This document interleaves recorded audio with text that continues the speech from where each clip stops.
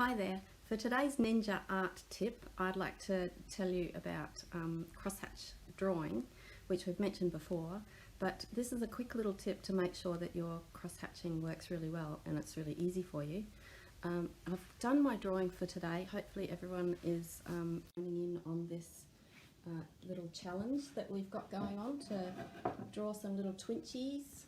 So here's my Twinchy set that I've done so far this week, and it's a lot of fun. You don't have to do anything really complicated, just whatever you can see in front of you.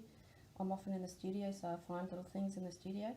But this morning when I did my little drawing of this little timer, I put some shading in.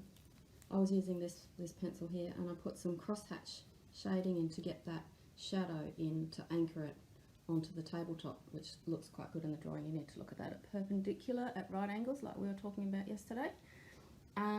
So the tip is, when you're doing crosshatching, you really need to have an extremely sharp pencil. So if you've got a pencil that looks like this, that is no good.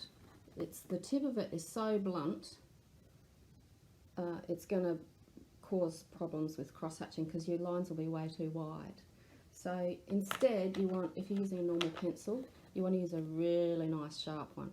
Now what happens when you do crosshatching is the pencil gets blunt as you work through. So you've got to keep on sharpening your pencil if you're using a traditional pencil like this.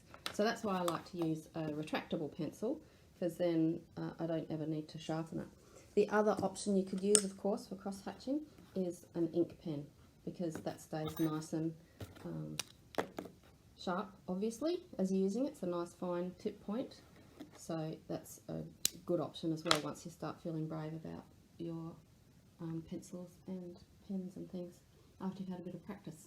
It's great to try using ink instead of pencil. So that's the tip of the day. Thank you very much for enjoying the tips this week. So don't forget to go and visit the dojo at zenartart.com.